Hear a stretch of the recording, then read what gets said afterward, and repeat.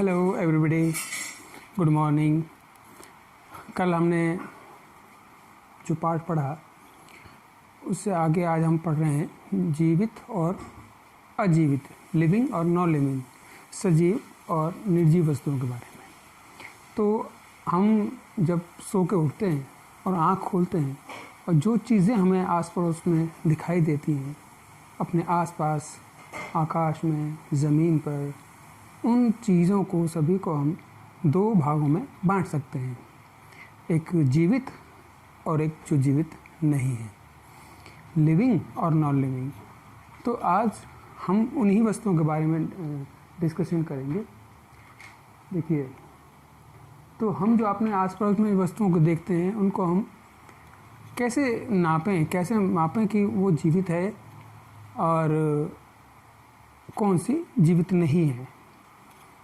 तो उनके कुछ गुण हमें पता होने चाहिए।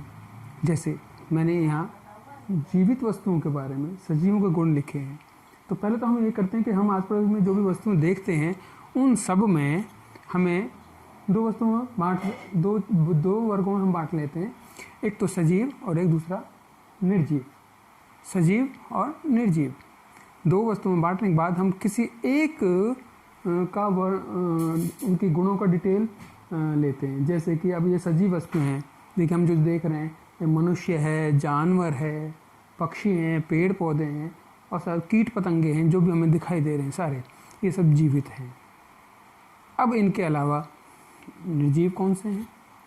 जैसे हमने देखा पंखा है, हमारे आसपास में कूलर है, कुर्सी है, मेज़ है, जो भी सामान है, आपका मोबाइल है, पेन है, आपकी कॉपी किताबें हैं, ये सारी क्या है?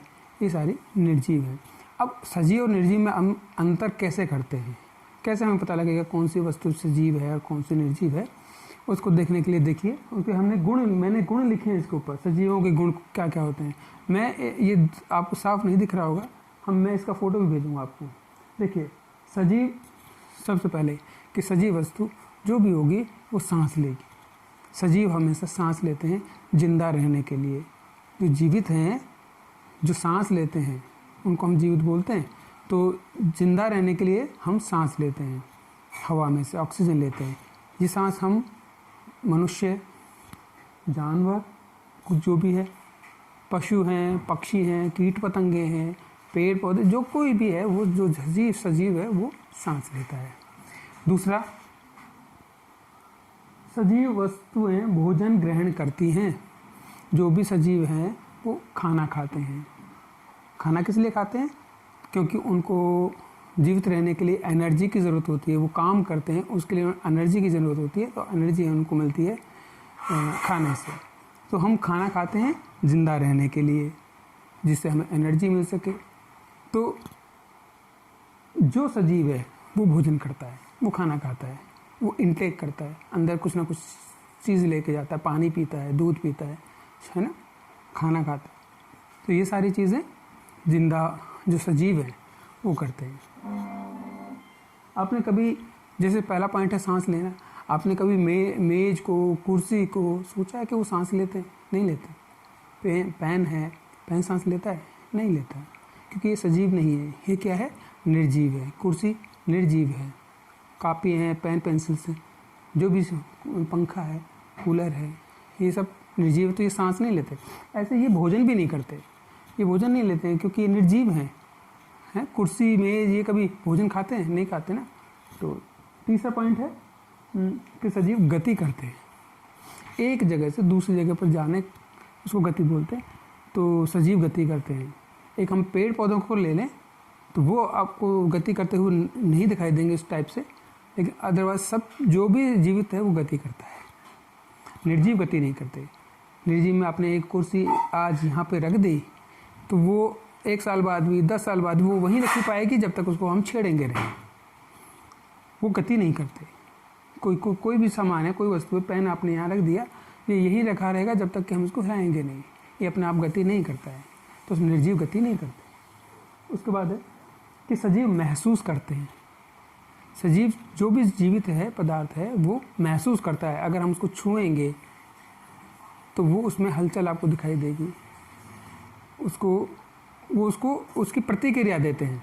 हम उसको जो भी रिएक्ट करते हैं एक तरीके से। हम कुछ भी कहें, बोलें, उन पर हाथ लगे, उसको पीटें या कुछ करें तो वहाँ से रिएक्शन आता है, प्रतिक्रिया आती है।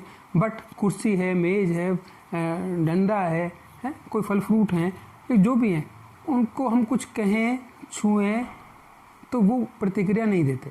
ये निर्जीव हो गए, और जो प्रतिक्रिया देते हैं वो सजीव हो जाते हैं। सजीव जनन करते हैं। अब जनन किसे कहते हैं? अपने जैसी संतान उत्पन्न करने की को हम जनन बोलते हैं। जैसे इंसानों में उनके बच्चे होते हैं, पशुओं में भी उनके बच्चे होते हैं, पक्षियों के भी उनके बच्चे होते हैं, पेड़ पौधों में भी बीज गिरता है और फिर नया पेड़ लगता है, उगता है, तो वो उनके बच्चे हो गए। ऐसे सभी जो भी जीवित हैं उनके बच्चे होते हैं, वो जनन कहलाता है। निर्जीवों में कभी बच्चे नहीं हैं, निर्जीवों में जनन नहीं होता। एक कुर्सी है तो वो एक ही रहेगी, एक मेज़ है वो एक मेज़ ही रहेगी। ये नहीं है कि उनको हमने साल 2 साल छोड़ दिया तो वहाँ 2 कुर्सियाँ पाएंगे, हमें 3 कुर्सी पाएंगे, नहीं पाते हैं, तो उनमें जनन नहीं होता है। निर्जीवों में सजीव वृद्धि करते हैं। जैसे इंसान का बच्चा है, छोटा बच्चा होता है, लेकिन वो 2 महीने बाद, 4 महीने बाद, साल 2 साल बाद उसका शरीर बढ़ता जाता है।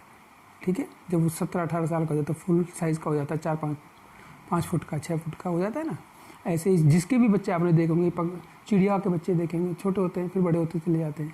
ऐसे ही किसी भी जानवर के, आपने कोई भी पेड़ पौधा है, वो छोटा होता है फिर बढ़ता है, तो ये होती है वृद्धि। इसको वृद्धि बोलते हैं। तो क्या आपने कभी कुर्सी को बढ़ते हुए देखा है? मेज को, पेन इतना है, अभी धीरे धीरे करके बड़ा हो गया, होता है? नहीं होता।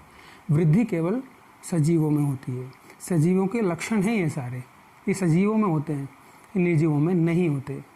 तो अब मैं जो होमवर्क दूंगा, आप उसमें निर्जीव के लक्षण लिखना या सजीव और निर्जीव के बीच में अंतर क्या होता है वो लिखना है। एक तरह का एक क्वेश्चन है कि आप सजीव और निर्जीव में अंतर बताइए।